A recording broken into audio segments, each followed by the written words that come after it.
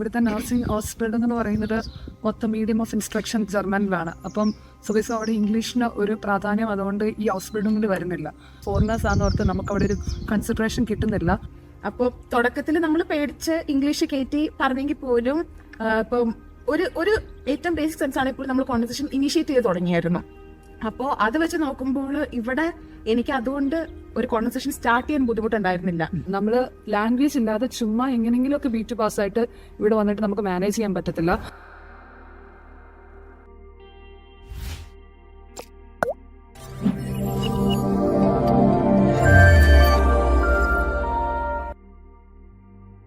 Hello, ഇന്ന് D sales അക്കാഡമിയെ സംബന്ധിച്ചിടത്തോളം വളരെ സന്തോഷപ്രദമായ ഒരു ദിവസമാണ്. ഞാൻ ഉള്ളത് ജർമ്മനിയിലെ നോയ്മാർക്റ്റ് എന്ന സ്ഥലത്താണ്.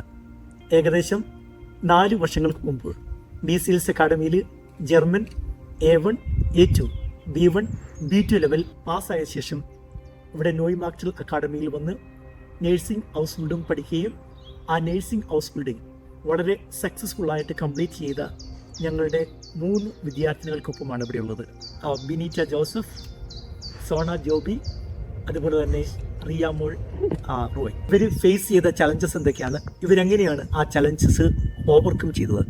പ്രത്യേകിച്ചും ആദ്യത്തെ ചോദ്യം ജർമ്മൻ ലാംഗ്വേജിനെ കുറിച്ചാണ്. നിങ്ങളെ സംബന്ധിച്ചിടത്തോളം ജർമ്മൻ ലാംഗ്വേജ് അത് വളരെ ഒരു ഇമ്പോർട്ടൻ്റ് ഫാക്ടറാണ്. നിങ്ങൾക്ക് ഇവിടെ ഹൗസ് ബിൽഡിംഗ് ചെയ്യാൻ നേരത്ത് ജർമ്മൻ ലാംഗ്വേജ് എത്രമാത്രം ഇമ്പോർട്ടൻ്റ് ആയിരുന്നു, അതുപോലെ തന്നെ നിങ്ങൾ പഠിച്ച ആ ഡി സെയിൽസ് അക്കാഡമി പഠിച്ച കാര്യങ്ങൾ നിങ്ങളെങ്ങനെയാണ് സഹായിച്ചത്?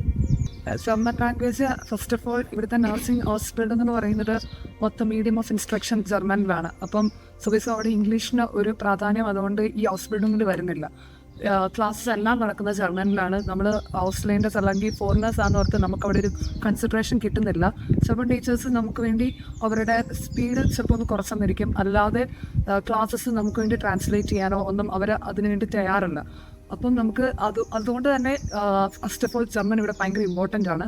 B2 ലാംഗ്വേജ് ഇല്ലാതെ ഇവിടെ വന്നിട്ട് നമുക്കിവിടെ സർവൈവ് ചെയ്യാൻ നല്ല പാടാണ്. പിന്നെ നമ്മുടെ എക്സാംസ് എല്ലാം നടക്കുന്നത് ജർമ്മനിലാണ്. അപ്പോൾ ഇവിടുത്തെ എക്സാംസ് നാട്ടിലത്തെ പോലെ സ്ട്രേറ്റ് ഫോർവേഡ് ക്വസ്റ്റ്യൻസ് അല്ല. നമുക്കൊരു ഫാൾ ബൈസ്പിൽ എന്ന് പറയും, അതൊരു 1 പേജ് അല്ലെങ്കിൽ 1.5 പേജസ് ഉണ്ട്. അത് വായിച്ച് ആ സിറ്റുവേഷൻ നല്ലപോലെ മനസ്സിലാക്കിയാൽ മാത്രമേ നമുക്കിത് ആൻസർ ചെയ്യാൻ പറ്റുള്ളൂ. അപ്പം ഈ കാരണത്താൽ ജർമ്മൻ ലാംഗ്വേജ് ഭയങ്കര ഇമ്പോർട്ടൻ്റ് ആണ്. നമ്മൾ നല്ലപോലെ പഠിക്കാതെ ഇവിടെ വന്നു കഴിഞ്ഞാൽ നമുക്ക് ഭയങ്കരമായിട്ട് സ്ട്രഗിൾസ് തുടക്കത്തിൽ തന്നെ ഫേസ് ചെയ്യേണ്ടി വരും. മാത്രമല്ല നമ്മുടെ ഇൻസൈറ്റ്സ് അല്ലെങ്കിൽ നമ്മുടെ ജോലി ചെയ്യുന്നത് നമ്മൾ ഹോസ്പിറ്റൽസിൽ വർക്ക് ചെയ്യുമ്പോൾ അവിടെയുള്ള കൊളീഗ്സുമായിട്ട് നമ്മൾ കമ്മ്യൂണിക്കേറ്റ് ചെയ്യുന്നത് ജർമ്മനിലാണ്, പേഷ്യൻസുമായിട്ട് കമ്മ്യൂണിക്കേറ്റ് ചെയ്യുന്നത് ജർമ്മനിലാണ്. അപ്പോൾ തന്നെ നമുക്കൊരു B2 ലെവലെങ്കിലും ഇല്ലെങ്കിൽ ഇവിടെ വന്നു കഴിയുമ്പോഴത്തേനും ഇവർ പറയുന്നത് നമുക്ക് മനസ്സിലാകത്തില്ല. പിന്നെ നഴ്സിംഗ് എന്ന് പറയുന്ന ഒരു പ്രൊഫഷണലെ സംബന്ധിച്ച് കമ്മ്യൂണിക്കേഷനാണ് കീ റോൾ, ഒരു ഭയങ്കര വലിയൊരു റോൾ പ്ലേ ചെയ്യുന്നുണ്ട്. അതുകൊണ്ട് ഈ കമ്മ്യൂണിക്കേഷൻ നല്ലതല്ലെങ്കിൽ നമ്മളെ എല്ലാവരും അവരൊരു ബാക്കിലേക്ക് അവർ നമ്മളോട് സംസാരിക്കാനോ ഒന്നും അവർ തന്നെ ഇനീഷ്യേറ്റീവ് എടുക്കണമെന്ന് വരത്തില്ല. കാരണം നമുക്കൊന്നും മനസ്സിലാകുന്നില്ല എന്നവർക്ക് തോന്നുവാണെങ്കിൽ ഇവരോട് ഇനി പറഞ്ഞിട്ട് കാര്യമില്ല എന്ന് അവർക്ക് തോന്നും. പിന്നെ നമ്മൾ നാട്ടിൽ നിന്ന് പഠിക്കുന്നത് ഒരു സ്റ്റാൻഡേർഡ് ജർമ്മനാണ്.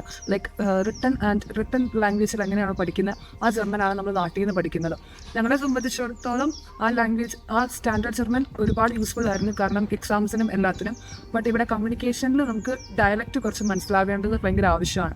അത് നമുക്ക് ഇവിടെ വന്നു കഴിഞ്ഞ് ഗ്രാജ്വലി അത് നമ്മൾ ഇമ്പ്രൂവ് ചെയ്തെടുക്കുന്ന ഒരു കാര്യമാണ്. പക്ഷേ ഡയലക്റ്റിൽ സംസാരിക്കുന്നത് ഇവിടുത്തുകാരും അത് ഒരുപാട് പ്രോത്സാഹിപ്പിക്കുന്നില്ല. കാരണം നമ്മളൊരു ഏരിയ വിട്ട് വേറൊരു ഏരിയയിലേക്ക് വർക്കിനോ അല്ലെങ്കിൽ വേറൊരു ആവശ്യത്തിന് പോകുമ്പോൾ അവിടുത്തുകാർക്ക് ആ ഡയലക്റ്റ് മനസ്സിലാകുന്നില്ല.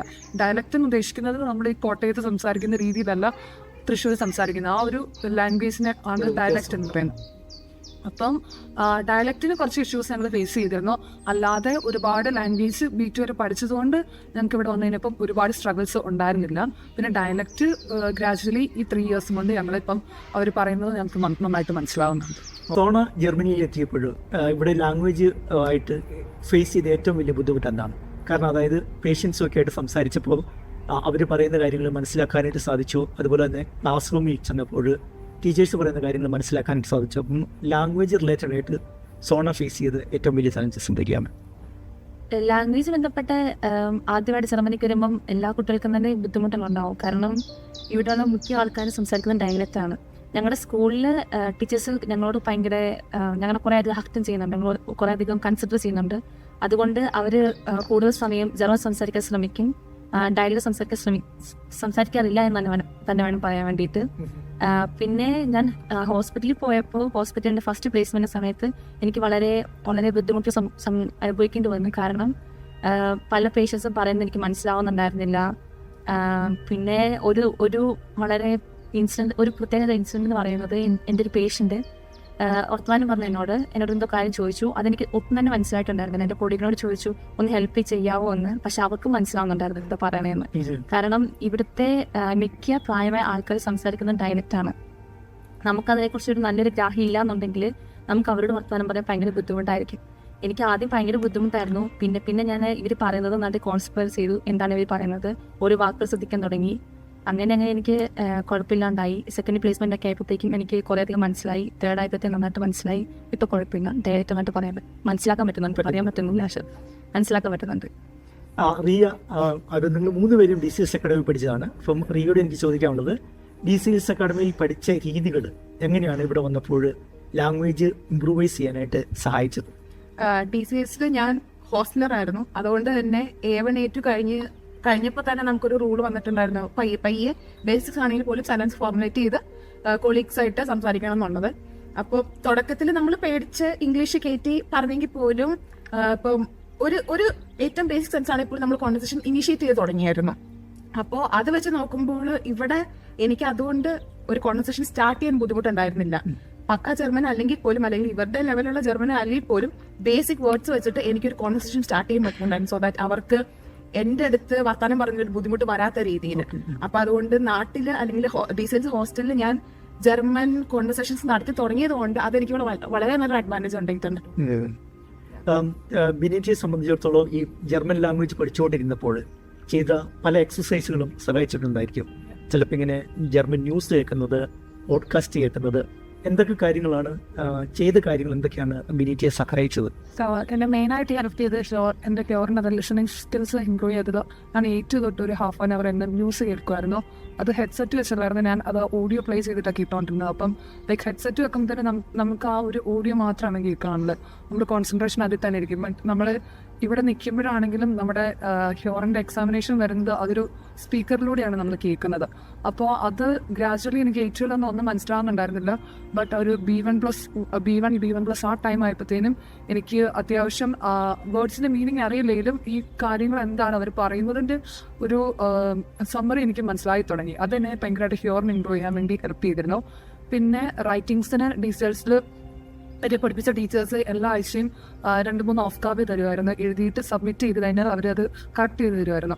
അപ്പോൾ അത് ഞാൻ എപ്പോഴും ഒരുപാട് യൂസ് ചെയ്തിരുന്നു. അപ്പം എപ്പോഴും എങ്ങനെയാണ്, എന്ത് ഗ്രാമാറ്റിക്കൽ മിസ്റ്റേക്സ് ആണ് വരുന്നത്, നമ്മൾ എങ്ങനെയാണ് സ്ട്രക്ചറൽ സെൻറ്റൻസ് ഫോം ചെയ്യേണ്ടത്, അതൊക്കെ ഒരുപാട് ഹെൽപ്പ് ചെയ്തിരുന്നു.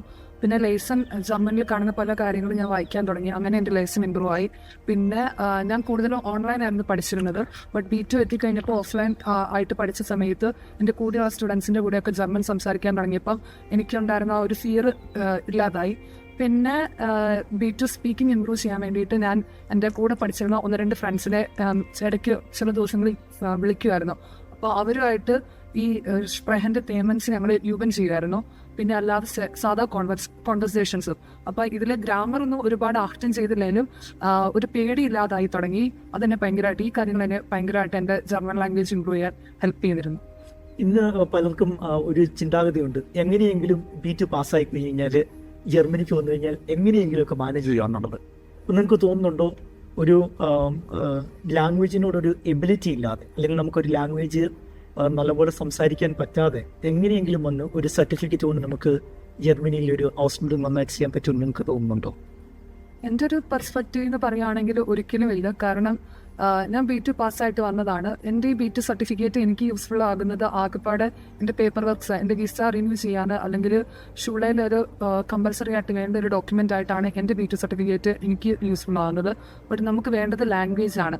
നമ്മൾ B2 എത്ര മാർക്കോടെ പാസ്സായെന്നോ എങ്ങനെ പാസ്സായി, B2 പാസ്സാകുന്നത് ഭയങ്കര ഇമ്പോർട്ടൻ്റ് ആയിട്ടുള്ള കാര്യം തന്നെയാണ്. ബട്ട് നമ്മൾ ലാംഗ്വേജ് ഇല്ലാതെ ചുമ്മാ എങ്ങനെയെങ്കിലുമൊക്കെ B2 പാസ്സായിട്ട് ഇവിടെ വന്നിട്ട് നമുക്ക് മാനേജ് ചെയ്യാൻ പറ്റത്തില്ല. കാരണം ജർമ്മനി എന്ന് പറയുന്നത് ഒരു ജർമ്മൻ സ്പീക്കിംഗ് കൺട്രിയാണ്. ഇവിടുത്തെ ഏത് ഓഫീസിൽ പോയാലും അല്ലെങ്കിൽ ഏത് ഷോപ്സിൽ പോയാലും അവിടെ ഇംഗ്ലീഷ് അറിയാവുന്നത് വളരെ മറ്റുള്ള ആൾക്കാർക്കാണ്. പിന്നെ ഇവിടെ നല്ലപോലെ ഇംഗ്ലീഷ് അറിയാവുന്നവരാണെങ്കിൽ പോലും അവർ ജർമ്മൻ സ്പീക്ക് ചെയ്യാനാണ് എപ്പോഴും പ്രിഫർ ചെയ്യുന്നത്. അപ്പോൾ നമുക്ക് നമ്മുടെ ഒരു ഫ്യൂച്ചറിൽ നമുക്ക് ഇവിടെ ഒരു സെറ്റിൽ ആകണം, അല്ലെങ്കിൽ ഇവിടെ ഒരു കരിയർ ബിൽഡപ്പ് ചെയ്യണം എന്നൊരു പെർസ്പെക്റ്റീവിലാണ് നമ്മൾ ജർമ്മനിക്ക് വരുന്നെങ്കിൽ നല്ലപോലെ ലാംഗ്വേജ് അറിയാതെ നമുക്ക് ഒരു യൂസ് ഉണ്ടാവില്ല.